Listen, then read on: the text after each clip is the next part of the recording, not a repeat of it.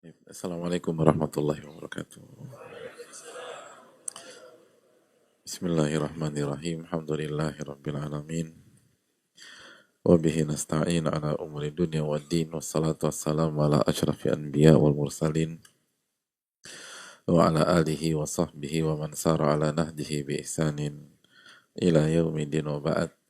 Allahumma inna nas'aluka ilman nafi'a wa na'udzubika min ilmin la yanfa'. Allahumma 'allimna ma yanfa'una wanfa'na bima 'allamtana. Allahumma aslih umuruna kullaha wa aslih wulata umurina. Allahumma ansurna wal muslimin al madlumina fi Filistin wa fi kulli makan. Allahumma barik lana fi ilmina wa amalina ya rabbal alamin. Hadirin yang Allah muliakan, alhamdulillah kita panjatkan puji dan syukur kita kepada Allah Subhanahu wa taala atas nikmat yang Allah berikan kepada kita. Sebagaimana salawat dan salam semoga tercurahkan kepada Rasulullah SAW beserta para keluarga, para sahabat dan orang-orang yang istiqomah berjalan di bawah naungan sunnah beliau sampai hari kiamat kelak.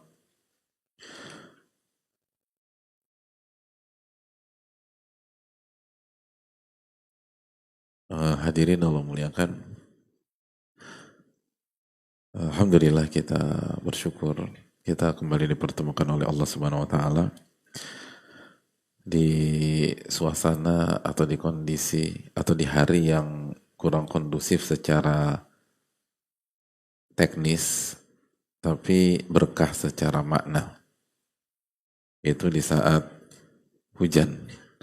Wa nazzalna minas sama'i ma'an mubarakah, dan kami turunkan dari langit itu air yang berkah. Kami turunkan dari langit air yang berkah. Tapi memang secara sisi atau secara teknis seringkali, khususnya misalnya di kota kita ini pada saat hujan banyak hal yang menjadi lebih sulit, lebih macet, lebih padat, lebih basah dan lain sebagainya. Tapi sejatinya ini adalah keberkahan dari Allah Subhanahu wa taala. Karena air hujan penuh dengan keberkahan dan kebaikannya jauh lebih banyak. Dan ini pelajaran mahal bagi kita bahwa sesuatu yang secara teknis, secara kasat mata menyulitkan kita, membuat kita lebih lambat, mungkin lebih ribet, lebih capek, ternyata Allah jelaskan bahwa ini berkah gitu loh. Jadi berkah itu bukan dari A sampai Z semuanya sesuai dengan keinginan kita, enggak. Baik itu bukan dari hulu ke hilir sesuai dengan harapan dan keinginan kita, enggak juga. Hal keberkahan itu enggak sesederhana dan sesimpel itu. Ada apa dengan suara saya, hadirin? Kok bisa berubah gitu ya? Kurang minum kali ya? Minum dulu lah. Bismillah.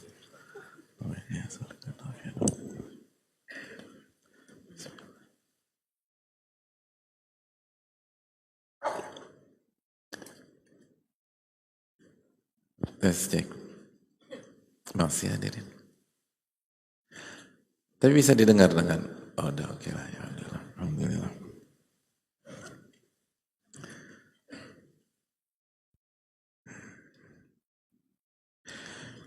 Jadi itu yang perlu kita camkan. Makanya dalam keterangan para ulama, khususnya dalam ilmu maqasid, kebaikan itu bukan berarti sesuatu itu nggak punya sisi negatif hadirin. Tapi sesuatu itu bisa dikatakan sebuah kebaikan jika sisi positifnya lebih banyak daripada sisi negatif gitu loh. Bahkan ada pembicaraan panjang di tengah-tengah para ulama, adakah hal yang isinya kebaikan semua? Dan adakah hal yang isinya keburukan semua? Jadi 100% pure kebaikan. Itu ada pembahasan panjang dalam masalah itu. Tapi saya nggak mau masuk ke sana. Kita kembali lagi ke suasana hujan pada sore hari ini. Yang Allah mengatakan ma'an mubaraka, air yang penuh dengan keberkahan. Namun di sisi lain, waalaikumsalam, di sisi lain, gak usah nengok hadirin. kan diucapkan salam, maka respon kita, waalaikumsalam. Iya. Gak harus nengok, enggak. Gitu. Nengoklah kepada orang yang mengucapkan salam tuh kayaknya nggak harus demikian. Yang penting dijawab. Jadi hadirin Allah muliakan, ini jadi kalau kita lihat secara kasat mata, coba jujur ya, kalau kita bicara kasat mata secara real, keinginan hadirin kalau di hari kajian enaknya hujan apa enggak? Oh kan Masya Allah. Itu manusia. Manusia gitu. Pengennya sih enggak. Kalau terus saya nanya nih, harapan hadirin ketika hari pernikahan hadirin berkahnya maksimal apa kurang tidak maksimal? Pertanyaan saya kedua, harapan hari ini di hari pernikahan hadirin hujan apa enggak? Nah itu. Jadi itu yang menjadi renungan bagi kita seharusnya. Seringkali itu sesuatu yang kita anggap terbaik itu bukan yang terbaik. Makanya kan Allah mengatakan dalam surat Al-Baqarah 216, wa asa an takrahu syai'an wa huwa khairul lakum. Dan bisa jadi yang kalian nggak suka itu justru yang terbaik buat kalian. Disitulah keberkahan gitu. Disitulah keberkahan. Dan yang kalian anggap baik, wa huwa syarrul lakum. Justru itu buruk buat kalian. Wallahu ya'lamu wa antum la ta'lamun. Allah yang maha tahu. Dan kita nggak ngerti apa-apa. Oleh karena itu, marilah sejenak kita merenungkan, karena kan pastinya nggak mudah ya sampai di majelis atau sampai di masjid dalam kondisi hujan tuh nggak mudah lah. Nah kalau yang kita dapat cuman basah, terus ngedumel, kesel, sayang hadirin, sia-sia. Tapi kita inginkan dapat pahala, dapat hikmah, dapat ibroh gitu loh. Dan kalaupun baju basah itu, hati itu hangat hadirin gitu loh. Dan ini hal-hal kecil gitu loh, hal-hal sederhana. Di mana hal yang dikatakan berkah oleh Allah seringkali gak diinginkan oleh manusia. Gitu loh. Gak diinginkan oleh manusia padahal itu berkah. Nggak diinginkannya kenapa? Ya karena ilmu manusia yang terbatas itu. Belum lagi hawa nafsu kita. Dan persepsi-persepsi kita yang seringkali nggak didasarkan dengan data. Gitu loh. Makanya manusia tuh kalau nggak digait sama wahyu itu nggak bisa hadirin. Berantakan kita. Kita tuh terlalu kompleks gitu loh. Makanya kita butuh wahyu. Kita butuh petunjuk dari Allah Subhanahu wa Ta'ala. Nggak usah bicara kehidupan yang kompleks, yang rumit.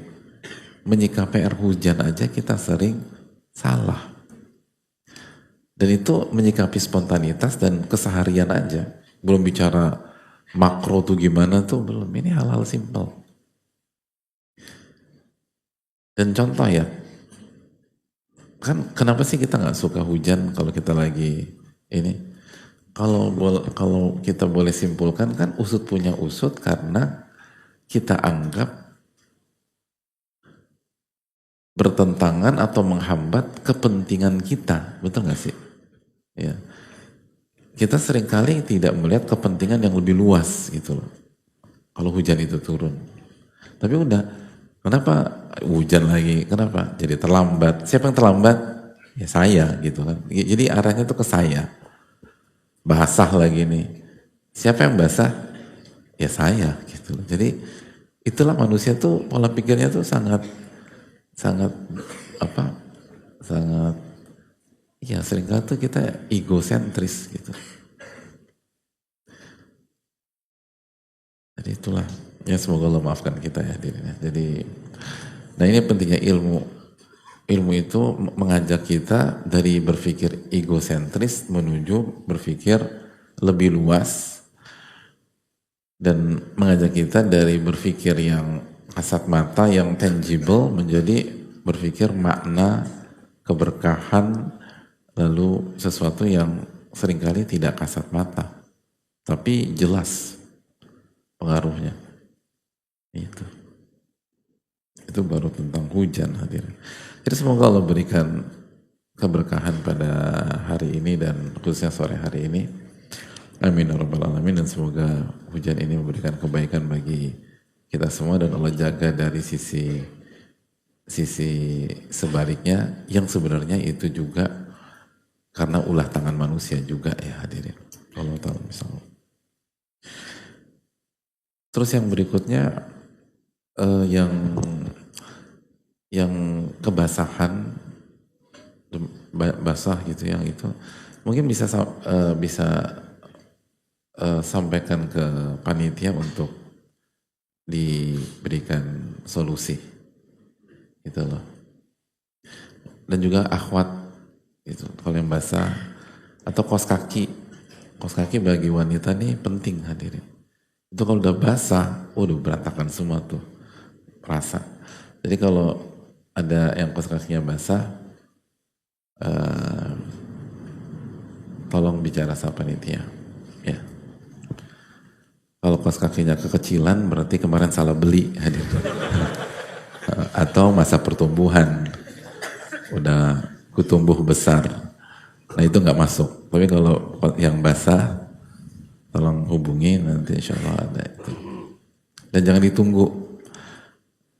Sekali lagi untuk kita semua yang kebasahan baik ikhwan dan akhwat tolong segera hubungi panitia. Dan bagi akhwat bukan hanya hijabnya tapi kalau kos kakinya pun basah tolong disampaikan karena sekali lagi kesehatan dan kondisi jamaah sangat penting bagi kita gitu ya. Dan jangan nunggu selesai, jangan nunggu ba'da isya itu udah kering lagi. Apalagi nunggu sampai pada subuh itu udah gak relevan. Jadi tolong langsung segera aja sampaikan ke panitia. Terima kasih banyak.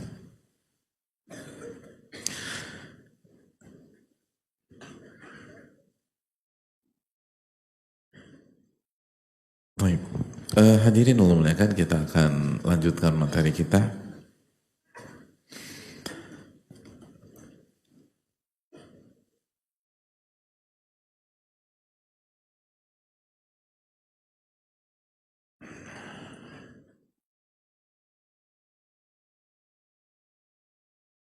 Mungkin bisa dibaca. Assalamualaikum. Bismillahirrahmanirrahim. Alhamdulillahi rabbil alamin. Thumma assalatu wassalamu ala nabiyyina Muhammadin wa ala alihi wa ashabihi ajma'in. Allahumma ighfir lana wa li ustadina wa li walidayhi wa li masyayikhihi wa lil muslimina ajma'in. قال الإمام بدر الدين أبو عبد الله محمد بن إبراهيم بن جماعة الكناني الشافعي رحمه الله تعالى: ومن الأخلاق المرضية دوام التوبة والإخلاص واليقين والتقوى والصبر والرضا والقناعة والزهد والتوكل والتفويض وسلامة الباطن وحسن الظن والتجاوز وحسن الخلق ورؤية الإحسان وشكر النعمة والشفقة على خلق الله تعالى والحياء من الله تعالى ومن الناس ومحبة الله تعالى. كفى جزا الله خيرا. makasih.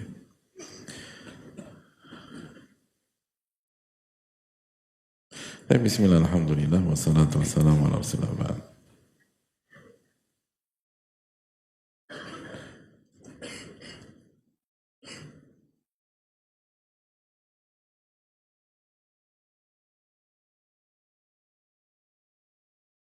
Hadirin Allah muliakan, kita masih bicara tentang akhlak yang diridhai oleh Allah Subhanahu wa taala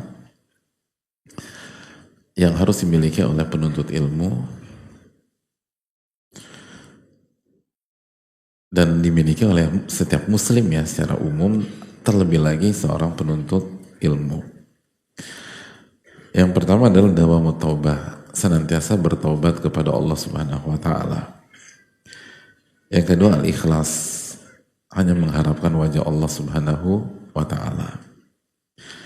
Yang ketiga al-yaqin, kita terus yakin dengan apa yang disampaikan oleh Allah Subhanahu wa ta'ala dan Rasulullah sallallahu alaihi wasallam. Lalu yang berikutnya adalah takwa. Dan kita sedang membahas tentang ketakwaan. Dan kita sudah jelaskan definisi takwa apa, hadirin? Ada yang masih ingat nggak? Betul. Takwa.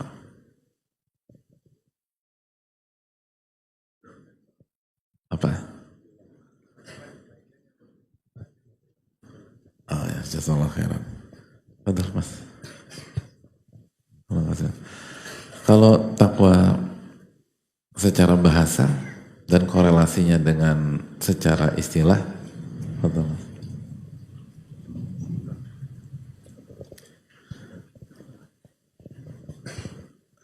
Bismillah. Takwa secara bahasa tadi menjalankan segala perintahnya dan menjauhi segala larangannya. Sedangkan menurut terminologi, takwa itu diibaratkan seperti pagar.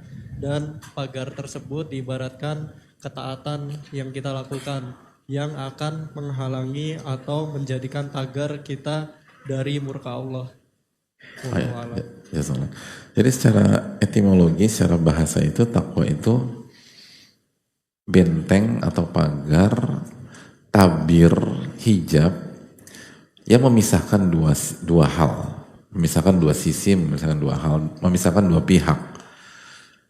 Nah, kenapa menjalankan perintah dan menjauhi larangan dinamakan takwa?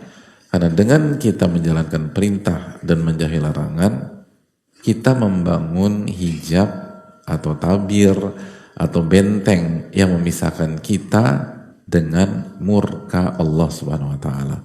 Kita dengan azab Allah Subhanahu wa taala. Itulah korelasi antara definisi secara bahasa dan definisi secara istilah. Itu hadirin.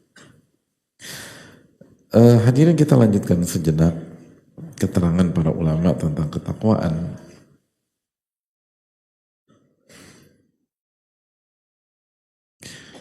Di antara kesimpulan yang disampaikan oleh para ulama seperti dijelaskan Syekhul Islam, at-taqwa jima'uddini kullih wa huwa miftahu kulli khair wa sababu kulli falah. Takwa itu adalah hal yang menyimpulkan agama itu sendiri secara utuh, secara menyeluruh gitu loh. Jadi kesimpulan orang yang beragama itu ya orang yang bertakwa gitu loh. Dan takwa itu kunci dari seluruh kebaikan. Semua kebaikan pasti ada unsur takwa.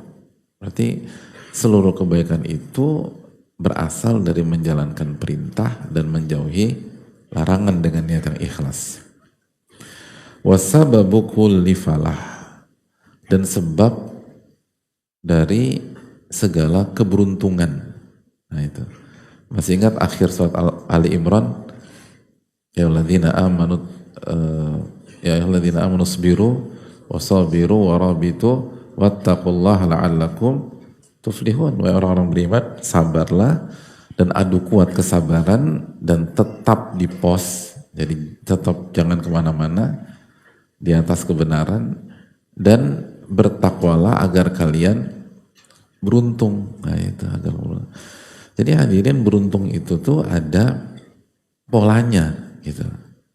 Jadi kita itu diajarkan oleh Allah dalam Al-Quranul Karim, beruntung itu ada polanya. Beruntung tuh bukan tiba-tiba besok jadi orang kaya gitu, enggak harus begitu. Beruntung tuh ada pola. Apa polanya?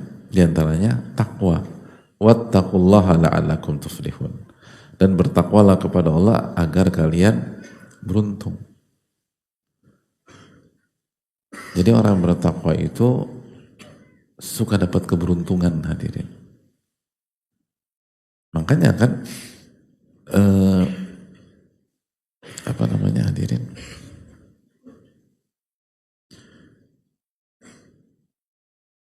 Beruntung itu dalam bahasa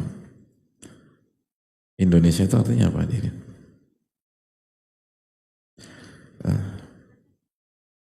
Beruntung. Hadirin, orang lawannya beruntung apa sih? Apes ya. Gitu ya. Atau rugi juga bisa ya.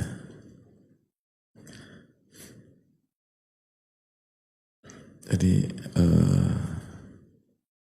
beruntung itu dari kata-kata untung.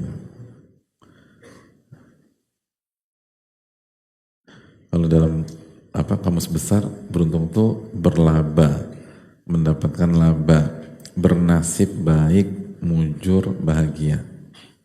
Gitu. Berhasil tidak gagal itu. Keberuntungan, nasibnya mujur, keadaan beruntung, berhasil. Nah itu. Dan seringkali, jadi gini, berarti kan orang bertakwa itu beruntung, hadirin. Itu enak, beruntung. Dan beruntung itu penting, udah kita bilang kan. Sampai-sampai ada sebagian orang bijak mengatakan, jangan jadi orang bodoh. Karena orang bodoh akan kalah dengan orang yang pintar. Dan orang yang pintar akan kalah dengan orang yang beruntung. Nah itu. Makanya kalau hadirin merasa nggak pintar, udah jadi orang beruntung aja. Beneran. Tapi nggak tahu ya kan, itulah. Jadi orang pintar kan susah, hadirin. Namanya jadi orang beruntung lah. Biasanya dalam kehidupan tuh kalah orang yang pintar sama orang yang beruntung, gitulah. Itulah. Nah, orang yang bertakwa itu kan kata Allah dalam surat At-Talaq ayat 2 dan 3 apa? Wa man yattaqillah yaj'al lahu makhraja wa yarzuqhu min haitsu la yahtasib. Barang siapa yang bertakwa, Allah akan berikan jalan keluar dan rizki dari arah yang tidak ia duga-duga. Dapat sesuatu dari arah yang tidak kita duga. Biasanya diungkapkan dengan kata apa dalam bahasa Indonesia? Nah itu beruntung. Itu paling enak. Makanya orang yang bertakwa itu insya Allah Allah jaga dari overthinking hadirin. Karena overthinking jelas merugikan. Kebanyakan mikir tuh merugikan. Dan gak efektif. Karena seringkali pertolongan berasal dari sudut yang kita tidak pikirkan. Gitu. Oh itu nikmat. Dan itu benar deh. Makanya kalau jalanin perintah Allah dan perintah Rasulullah SAW, menjauhi larangan Allah dan larangan Rasulullah SAW yang jelas baku ya. Kita nggak bahas tentang misalnya masalah yang diperselisihkan para ulama, tapi ini jelas dalilnya tuh nas yang nggak ada multi tafsir dan dipahami oleh para ulama dengan satu pandangan, terjadi ijma misalnya, tidak ada khilaf.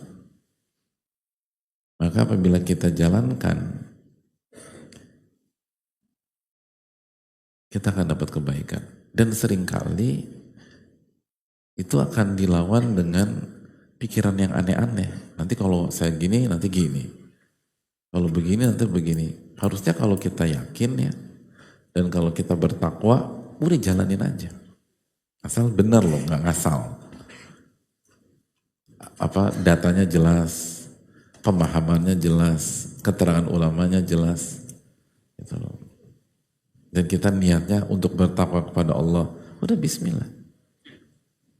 Nanti Allah kasih kebaikan, dikasih rizki, dan jangan kaget kalau dari arah yang tidak kita duga-duga. Gitu. Contoh kayak Hajar ketika ditinggal Nabi Ibrahim alaihissalam. Maka beliau berusaha bertakwa, gitu loh. Bukan overthinking, gitu loh hadirin. Tapi berusaha apa? Bertakwa. Makanya pertanyaan Hajar apa? Allahu amaraka bihadza. Apakah Allah yang memerintahkan engkau meninggalkan aku di sini? Itu hadirin. Ketika dijawab sama Nabi Ibrahim, na'am, iya, udah berhenti. Nurut sama Allah, bertakwa sama Allah. Lalu berusaha bertahan hidup semampunya. Nah itu. Karena bertakwa, yakin, nah tadi, yakin, pembahasan kita sebelumnya. Jadi begitu, Allahu amaraka bihadza, ditinggalin, bayangin, ditinggalin di lembah yang tidak ada kehidupan. Onta aja nggak mau tinggal di sana hadirin, apalagi hadirin, nggak mungkin. Onta nggak mau tinggal pada saat itu ya, nggak ada onta di sana. Oh nggak ada air, nggak ada tumbuhan, gitu. Ditinggal di situ. Oh itu berat hadirin. Jadi onta aja nggak mau, apalagi bin Daud nggak ada di situ. Al-Baik nggak ada, Masya Allah. Kalau sekarang tidak ada, ya alhamdulillah, nggak ada, cuman tanah tandus, batu. Mekah tuh batu hadirin. Tapi lihat, pertanyaan Hajar apa? Allahu amaraka bihadza. Apakah ini adalah perintah Allah? Begitu dijawab, iya. Idzan la yudayyi'una. Kalau begitu Allah tidak akan sia-siakan aku dan bayi kita. Gitu. Luar biasa. Jadi Hajar tuh simpel, nanyanya satu aja. Atau gak ada pertanyaan lain setelah pertanyaan Allahu amaraka bihadza. Coba sebagian kondisi pada hari ini. Kalau suaminya pergi, kapan pulang gitu loh. Belum pergi udah nanya kapan pulang gitu loh. Hajar nggak nanya kapan pulang Nabi Ibrahim, nggak nanya. Padahal logis kalau nanya kapan pulang. Gitu. Dan nggak nanya gimana caranya saya bertahan, nggak nanya. Tapi idzan la yudhayyuna. Kalau begitu Allah nggak akan sia-siakan kita. Lalu bertakwa di semaksimal mungkin. Cari bukit yang paling bisa dijangkau sofa. Dari sofa ke marwah. Dari marwah ke sofa. Sofa marwah 7 kali. Baru setelah Allah melihat Hajar sudah bertakwa secara maksimal, baru dikasih solusi dan dikasih rizki. Berupa apa? Air zam-zam. Di mana? Di sofa? Bukan. Antara sofa marwah? Juga bukan. Di marwah? Bukan juga. Antara marwah ke sofa? Bukan juga. Air zam-zamnya di dekat Ka'bah, hadirin. Nah ini kan pelajaran mahal bagi kita. Bisa jadi kita jungkir balik di sebelah kanan, solusinya Allah kasih di sebelah kiri. Tapi solusi itu tidak akan dikasih kecuali kita bertakwa dulu di sebelah kanan. Nah itu. Itu fakta udah. Kenapa? Karena Allah mengatakan وَيَرْزُقُ مِنْ حَيْثُ لَا يَحْتَسِبُ. Allah akan kasih rizki dari arah yang tidak ia duga-duga, ia prediksi. Itu banyak banget dalam kehidupan kita pertolongan, rizki, dan solusi dari pola seperti itu. Tapi pertolongan itu tidak diberikan kecuali kita bertakwa dulu gitu loh. Kecuali kita bertakwa terlebih dahulu.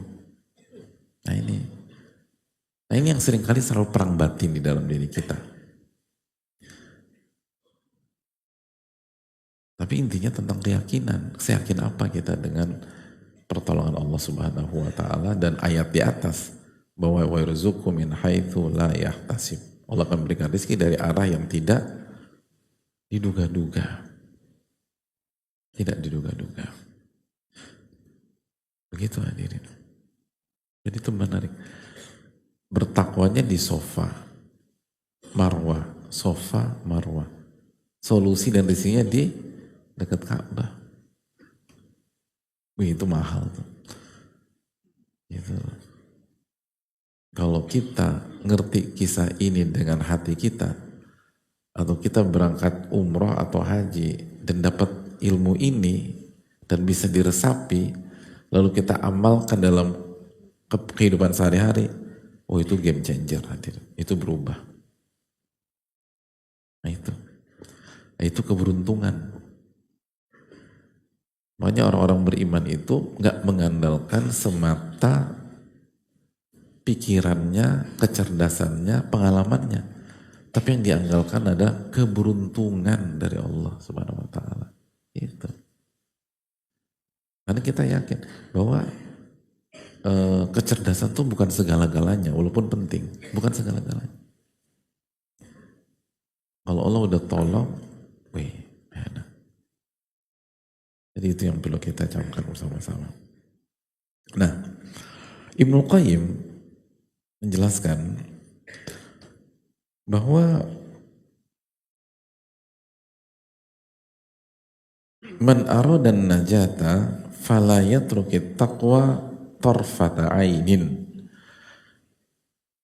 Barang siapa yang ingin selamat dalam hidup ya, berhasil dalam hidup, maka janganlah ia meninggalkan ketakwaan walaupun sekejap mata. Fahiya kajanahi tayr la yatiru illa biha. Karena ketakwaan itu seperti kedua sayap burung. Burung gak bisa terbang kecuali dengan kedua sayap tersebut. Gitu loh.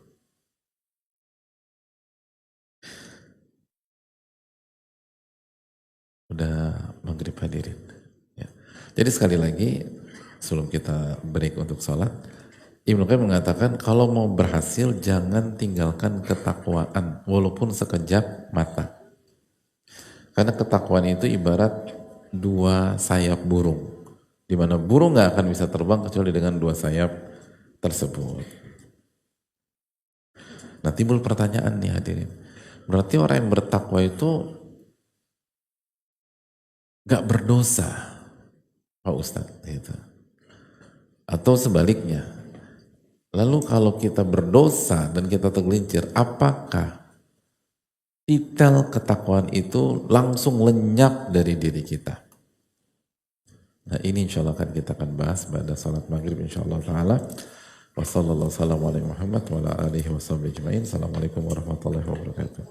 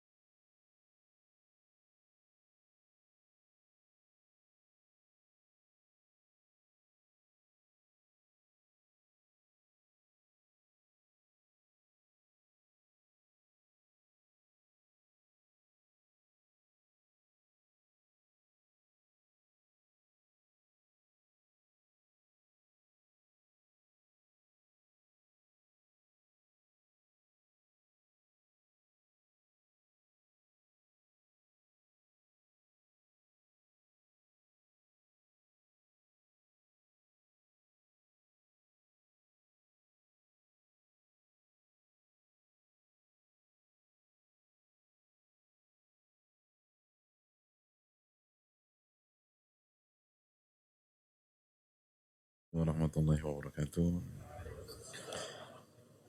Bismillahirrahmanirrahim. Alhamdulillahi rabbil alamin.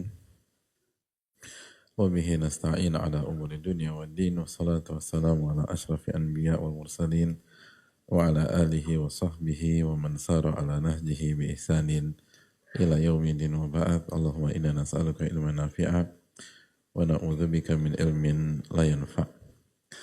Kita meminta kepada Allah ilmu yang bermanfaat dan semoga Allah lindungi kita dari ilmu yang tidak bermanfaat. Amin ya rabbal alamin. Hadirin Allah muliakan, pertanyaannya adalah apakah memang orang-orang bertakwa itu tidak berdosa, tidak tergelincir dalam kesalahan sebagaimana kesan yang ditangkap dari keterangan Ibnul Qayyim rahimahullah di atas. Ternyata tidak demikian. Dan itu pun dijelaskan Ibnul Qayyim rahimahullah dalam kesempatan lain dan para ulama juga dalam keterangan-keterangan mereka. Tapi karena tadi kita mulai dari ucapan Ibnul Qayyim, maka mari kita angkat ucapan beliau di kesempatan lain atau di post lain. Dan keterangannya menarik. Kata beliau, katsirun minal muttaqin lam yablughu martabat taqwa illa ba'da dzanbin.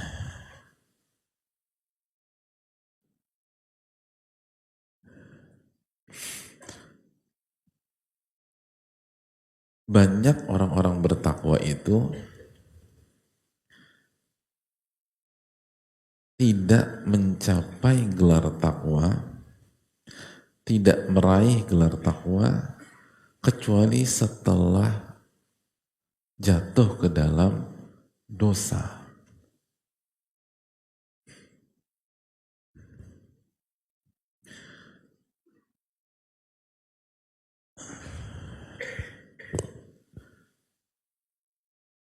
Dosa yang membuat hati mereka itu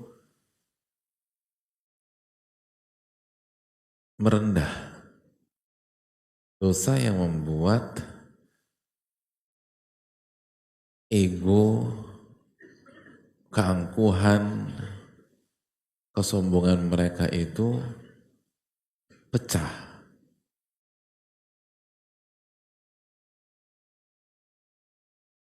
Fakana sababan fi sidqihim. Dan itulah penyebab kejujuran dan keberhasilan mereka dalam meraih gelar takwa.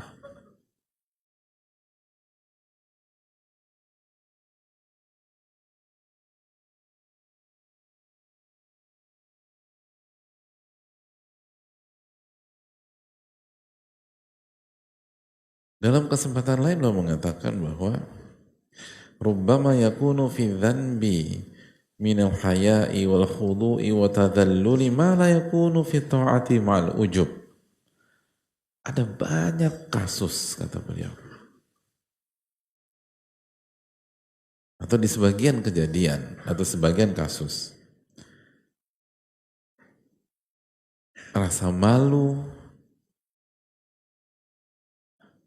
rasa rendah, rasa hina ketika terjatuh di dalam dosa itu lebih kuat, lebih hadir ma la yakunu fi ta'amal ujub. Dan rasa-rasa itu tidak ada ketika hamba itu melakukan ketaatan bersama sifat ujub. Jadi di sebagian kasus hadirin, justru orang itu meraih gelar takwa itu dari dosa yang membuat ia malu kepada Allah. Dosa yang membuat dia merasa kotor di hadapan Allah. Dosa yang membuat ia merasa rendah di hadapan Allah. Dosa yang menyadarkan dia betapa rendahnya dia, betapa kerdilnya dia, betapa bodohnya dia, betapa lemahnya dia di hadapan Allah.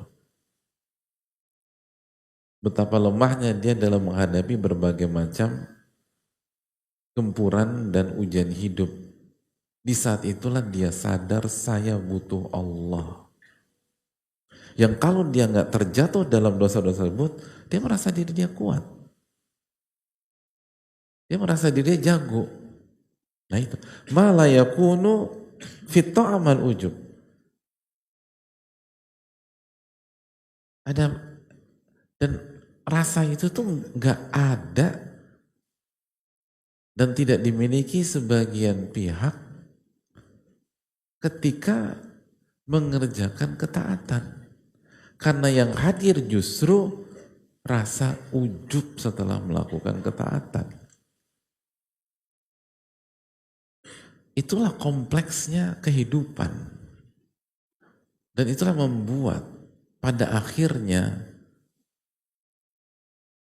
yang selamat itu yang dikasih taufik oleh Allah. Dikasih hidayah oleh Allah. Bayangkan, kita pikir selama ini kalau kita ngelihat orang itu malam ini sholat, lalu kita bandingkan dengan teman kita yang malam ini ke tempat yang gak jelas, kesimpulan kita selama ini teman kita yang sholat atau ke masjid jelas lebih baik daripada yang habiskin malam minggu yang gak jelas. Tapi bisa jadi peta gak seperti itu. Bisa jadi yang ke masjid ujub, yang bermaksiat besok merasa kotor, merasa rendah dan kembali kepada Allah. Dan itu kejadian. Jadi bisa jadi di sebagian orang, dan mungkin diantaranya kita, justru jalannya menuju Allah, jalannya menuju takwa itu masuk dari dosa. Kayaknya menarik buat aku deh Pak Ustadz besok. Ini bukan untuk planning ke depan hadirin. Jangan salah Pak. Kayaknya aku deh itu, aku boleh dah. Ini bukan planning ke depan. Karena jelas dosa quote unquote mematikan gitu loh. Jangan coba-coba. Tapi itu karena itu inna rahmati sabaqat ghadabi. Sayangku itu mengalahkan murkaku kata Allah. Tapi siapa yang jamin itu untuk kita? Apalagi kalau kita udah punya planning bermaksiat kepada Allah. Jadi hadirin Allah muliakan.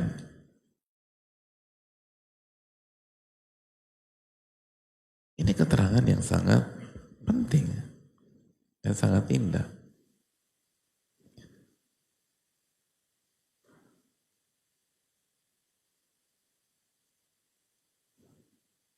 Yang membuat kita bukan membuat planning berdosa, tapi yang membuat kita punya harapan setelah menjadi pendosa. Punya harapan setelah punya masa lalu yang kotor.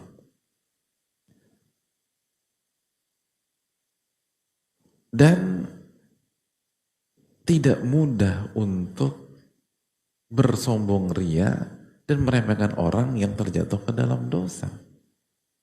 Karena bisa jadi untuk orang tersebut itulah jalannya. Bisa jadi, kita nggak pernah tahu.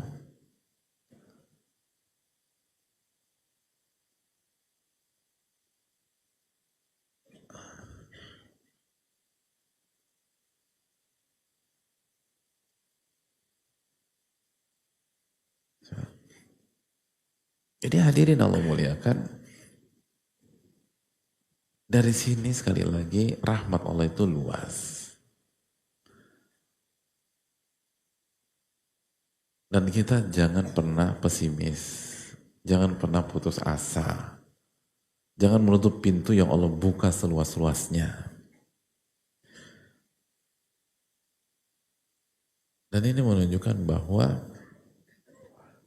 makanya kata sebagian ulama, kalau nggak salah Munawi menjelaskan ini juga, bahwa pada dasarnya sebuah dosa atau satu kegelinciran itu tidak akan menghalangi seseorang kepada Allah. Yang mengerikan itu israr, hadirin, terus berkesinambungan. Tapi kalau tergelincir, istighfar, taubat, perbaiki diri. Tergelincir, istighfar, taubat, memperbaiki diri. Itu justru kekuatan. Itu justru kekuatan. Dan lagi-lagi salah satu hikmah dari terjatuh dalam dosa, tadi kata Ibnu Qayyim, merasa malu kepada Allah. Itu penting. Kata Nabi, al-haya'u syu'batun minal iman.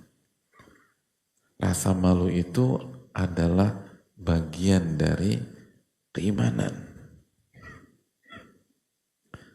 Rasa malu itu bagian dari keimanan. Syu'batun minal iman.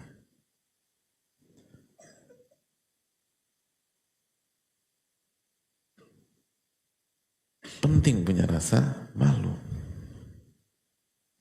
Kata Nabi SAW dalam hadis Muslim, al-haya'u kulluhu khair.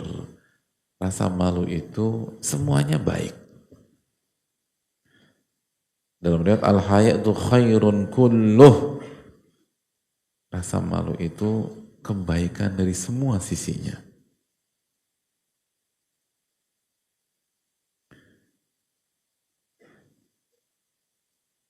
Dalam hadis Ibnu Umar, Nabi SAW mengatakan, innal haya'a wal iman qara jami'an fa idza rufi'a ahaduhuma rufi'al akhar. Rasa malu dengan iman kurina. Itu pasangan, hadirin. Itu couple, pasangan digabung. Kalau salah satunya dicabut, yang berikutnya atau yang pasangannya ikut tercabut. Jadi kalau malu dicabut, iman juga tercabut. Itu maksudnya. Nah, hadirin sekalian, kembali ke keterangan Ibnu Qayyim. Jadi rasa malu itu unsur yang sangat kuat dalam ketakwaan. Bahkan tadi unsur yang sangat kuat dalam keimanan. Sampai-sampai kalau malu itu dicabut, iman pun juga tercabut. Berarti takwa ikut tercabut. Dan salah satu sebab yang terbukti sangat efektif melahirkan rasa malu adalah apa? Kesalahan kita kepada, benar gak? Kalau hadirin buat salah sama seseorang, salah satu perasaan yang ada dalam hati itu apa? Malu. Malu. Muka gue mau taruh di mana? Dan rasa malu itu dalam hubungan itu yang menjaga kita untuk tidak melakukan kesalahan itu lagi. Bahkan jangankan kesalahan, sesuatu yang mubah pun kita malu akhirnya. Lo deh yang minta, enggak deh, gue enggak deh. Kenapa sih? Dia kan baik sama lo. Justru itu tadi. Karena di saking baiknya, gue banyak salah sama dia, malu gue.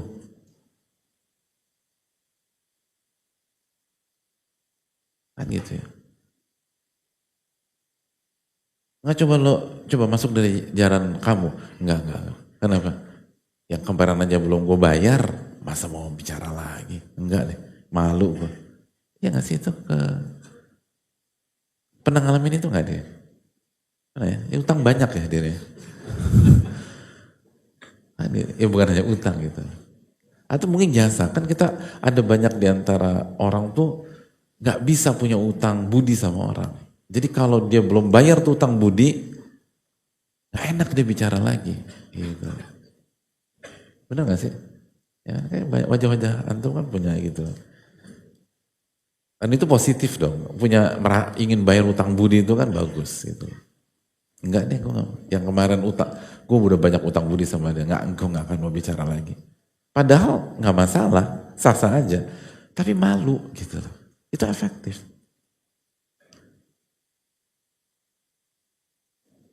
Nah, ternyata salah satu hikmah kenapa Nabi SAW mengatakan kulu bani Adam khata, setiap anak Adam banyak melakukan kesalahan, wa khairul khata'ina tawabun, dan yang terbaik dari mereka adalah yang paling banyak bertobat. Lihat, jadi kenapa Allah takdirkan kita buat kesalahan? Di antara hikmahnya adalah untuk melahirkan rasa malu kepada Allah. Sehingga nggak enak kalau harus maksiat lagi. Bandel lagi tuh nggak enak gitu, nggak bisa gitu. Gue udah dikasih ini, selama ini nggak bisa gue kayak gitu. Terus dosanya gimana? Dosanya kan dihapus dengan istighfar dan taubat. Jadi kalau kita terapkan hadis ini, kullu bani Adam khata' wa khairul khata'ina tawabun, setiap anak Adam banyak melakukan kesalahan. Lalu kita lanjutkan, jangan berhenti sampai dilanjutkan, dan yang terbaik dari mereka yang paling banyak bertobat dan istighfar. Ketika kita bertobat, dosa dihapuskan nggak? Dihapuskan. Berarti yang tersisa tinggal rasa malu. Dan kata Nabi SAW, rasa malu itu khairun kulluh. Maka kita akan menjadi pribadi yang jauh lebih baik. Dan dampak dari dosa itu yaitu dampak dari maksiat itu dosa, dihapus sama Allah. Itu.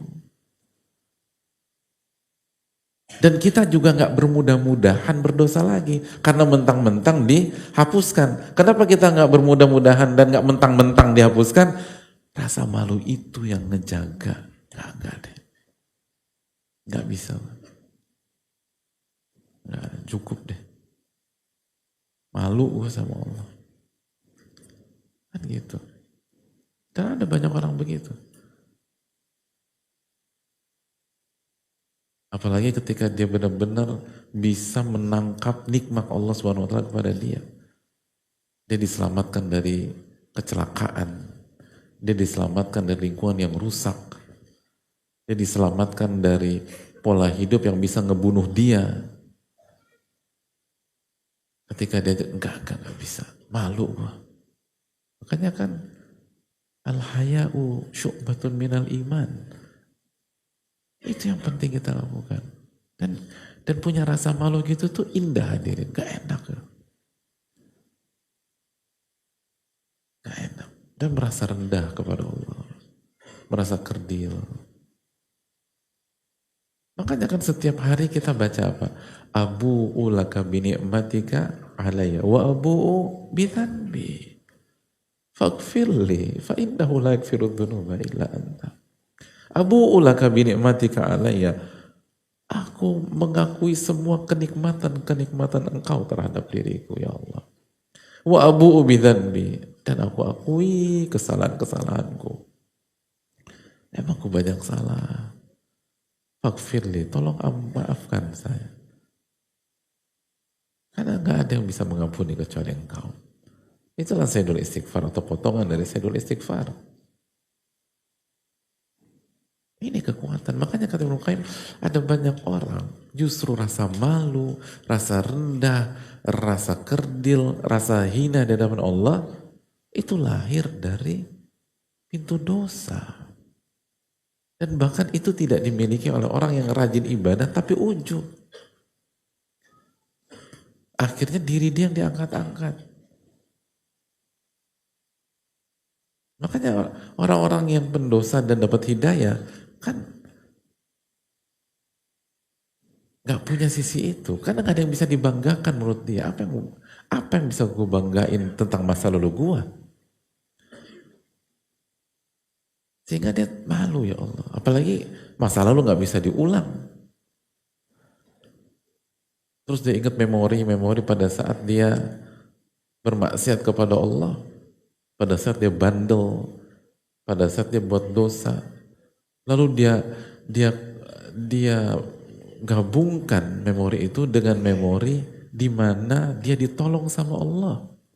Oh, itu tuh pergolakan malu dalam diri itu luar biasa diri. Dan nanti akan timbul keindahan.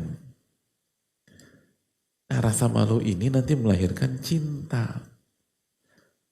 Cinta dari sosok yang merendah dan merasa hina di hadapan Allah. Maka yang terjadi adalah rasa malu yang merupakan ibadah hati. Dan orang kalau ibadah nikmat. Makanya ini tuh bukan minder, enggak. Beda. Jadi malu kepada Allah ketika sudah menjadi dan menjelma sebagai ibadah tidak menyisakan sikap minder, enggak. Tapi melahirkan rasa nikmat dan kebahagiaan sejati. Dan rasa syukur kepada Allah. Karena kebandelan, kenakalan, dan maksiat kita justru direspon oleh Allah SWT dengan ampunan, dengan terus dikasih nikmat, dan terus dikasih kebaikan demi kebaikan. Yang ada adalah rasa malu dan syukur kepada Allah. Itu yang harus dihadirkan. Dan kalau sudah demikian, itulah bagian dari iman dan ketakwaan. Al-haya'u syu'batun minal iman. Rasa malu itu bagian dari keimanan. Dan itu yang akan melahirkan semakin kita belajar, semakin kita beramal, semakin merendah kepada Allah. Karena semakin kita belajar, semakin malu kita. Kan dengan kita semakin belajar dan ilmu kita bermanfaat, kan semakin terungkap. Oh, ternyata yang 3 tahun lalu tuh salah ya. Ternyata yang 5 tahun lalu aku lakukan itu dosa besar. Lalu kita mikir lagi, tapi kok Allah gak adab saya ya? Justru saya dikasih hidayah sama Allah. Malu gitu. Kok gak berubah-berubah? Kan selalu demikian. Semakin belajar terungkap lagi. Ternyata yang 20 tahun yang lalu itu fatal. Dan saya layak dihabisi pada saat itu. Saya pantas dapat adab, tapi Allah gak kasih adab. Allah kasih waktu saya untuk bertobat. Allah kasih kesempatan. Allah temukan saya dengan orang-orang baik. Allah temukan saya dengan kajian. Allah temukan saya dengan Al-Quran. Lalu saya dikasih kesempatan berubah. Wah, itu kan luar biasa. Allah kasih kesempatan saya bisa baca Al-Quran sekarang, lahan jali hilang. Ada yang sekarang udah hafal juz 30. Aduh, saya malu dah deh. Saya saya malu sama Allah udah. Allah udah terlalu baik dengan saya. Itu hadirin. Al-haya'u syu'batun minal iman. Jadi rasa malu yang mencegah kita dari dosa. Dan itu sangat personal, sangat emosional. Gak bisa gitu.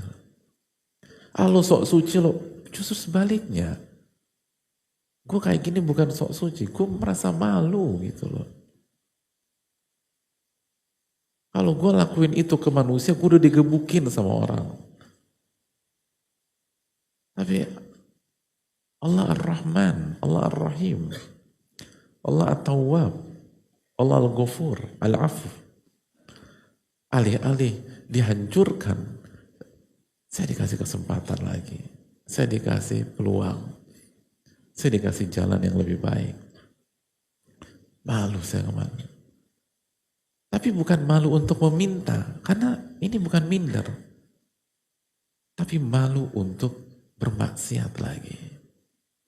Malu untuk bandel lagi. Adapun meminta, ud'uuni astajib lakum. Minta kepada aku kabulkan. Ini kan bedanya malu sama minder hadirin. Jadi ini menunjukkan bahwa pembahasan tentang takwa bukan menuntut kita tampil sempurna, enggak. Itu mustahil. Pembahasan tentang takwa justru memberikan kita optimisme. Sebandel apapun kita sebelumnya, sekotor apapun dosa kita sebelumnya, bahkan kalau kita benar-benar belajar ilmunya para ulama, justru kepekatan masa lalu kita itu bisa melahirkan kekuatan yang bernama rasa malu. Dan begitu rasa malu itu mengkristal, itu beda. Beda. Itu personal.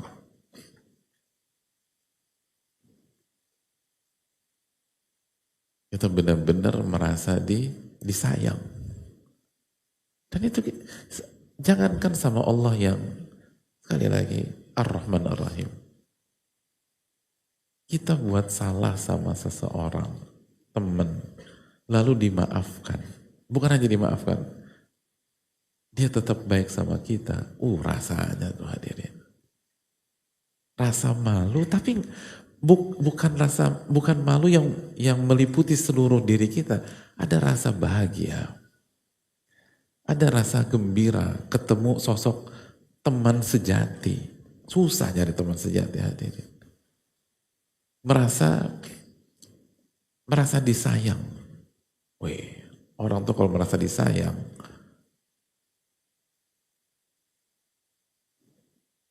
orang yang punya kehidupan sekeras apapun nangis hadirin kalau merasa disayang.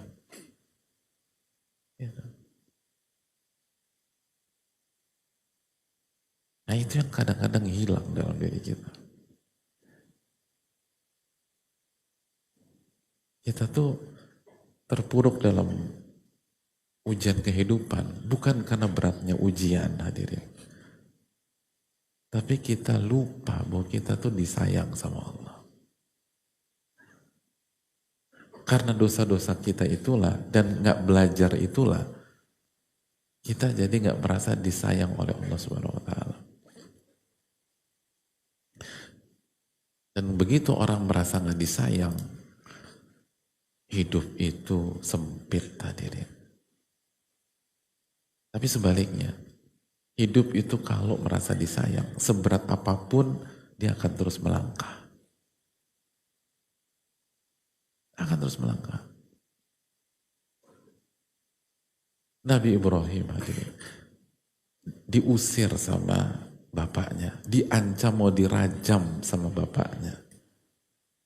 Bahkan dijelaskan sebagian ulama seperti Tobari, Qurtubi, bapaknya ikut menjadi orang-orang yang berusaha membakar beliau hidup-hidup.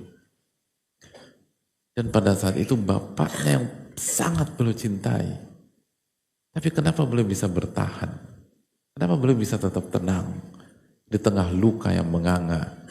Karena beliau ketika diusir sama sang ayah yang beliau cintai, di waktu yang sama beliau merasa disayang oleh kekuatan yang jauh lebih besar, yaitu Ar-Rahman Ar-Rahim. Makanya begitu terjadi dialog dengan ayahnya, dan ayahnya mengusir beliau, ayahnya mengancam mau merajam beliau, apa kata beliau? Innahu kana bi hafiya. Ya, Allah tuh sayang banget sama aku ya. Itu. Allah tuh sayang banget sama aku. Kemampuan merasakan kasih sayang Allah itu dahsyat hadirin. Itu yang membuat kita bisa berdiri di puing-puing musibah dan puing-puing ujian. Dan itu tidak tertutup untuk para pendosa. Makanya kan kenapa Nabi SAW bersabda, Allah itu bergembira ketika hambanya bertobat, melebihi kegembiraan seseorang yang berjalan di tengah padang pasir, lalu beristirahat, lalu kehilangan unta dan seluruh bekal-bekalnya, Akhirnya ia tertidur dengan semi putus asa, dan begitu dia bangun ternyata dia menemui ontanya ada di hadapannya. Lalu dia gembira, saking gembiranya dia salah dalam mengatakan, ya Allah, aku adalah Rabbmu dan engkau adalah hambaku. Allah lebih gembira dari orang tersebut. Itu artinya apa? Harapan untuk para pendosa. Bahwa separah apapun dosa Anda, harapan untuk disayang itu tidak pernah pupus. Harapan untuk menjadi orang bertakwa itu selalu ada. Harapan membuat Allah gembira itu terbuka. Anak itu ingin ngelihat ayahnya tersenyum bangga terhadap prestasinya, dan saya rasa itu dirasakan kita. Kita sebagai anak hadirin itu punya keinginan. Kita ingin ngelihat orang tua kita bangga terhadap kita. Makanya ada banyak anak bilang, saya nggak akan pulang kecuali saya sukses. Saya akan belajar mati-matian sehingga ayah saya bangga ketika wisuda. Hadirin,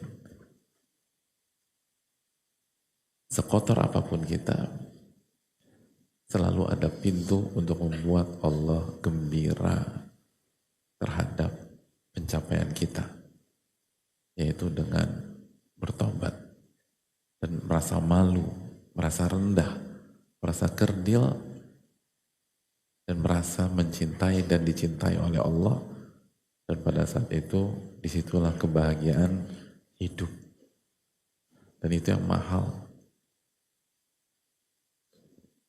Dan itulah sifat dan perasaan yang harusnya mengiringi penuntut ilmu dalam mengarungi kehidupannya. Jadi ilmu itu melahirkan rasa takwa dan malu. Sehingga ilmu itu enggak hambar.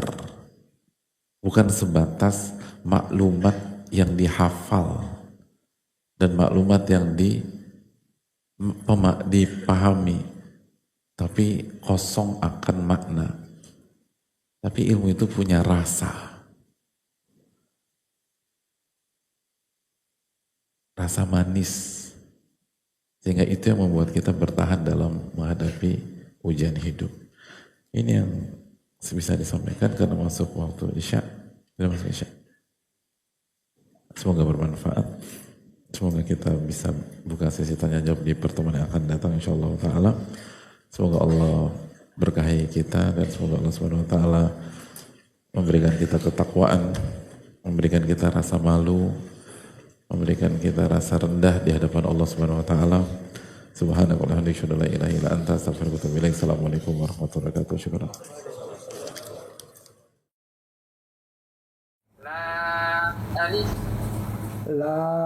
Intinya bahwa dengan adanya Nuriyat mulai banyak belajar sholat pun juga mulai belajar bacaannya dengan benar. Itu alhamdulillah Allah karuniain itu kepada saya. Ya terus terang aja, memang hati saya sendiri kan kosong selama sekitar SD-an. Terus selepas itu saya memang tidak lagi menjamah itu. Ini kekosongan. Jadi motivasi saya sih ingin sekali bisa baca Quran. Walaupun sepenggal, pelan-pelan, tapi bisa. Jadi Nuroniah itu baru bagi saya dan baru pertama kali saya gitu. Dulu namanya Alibata, tapi Nuroniah ini jadi mulai dipanjangin, dibacanya per termin gitu.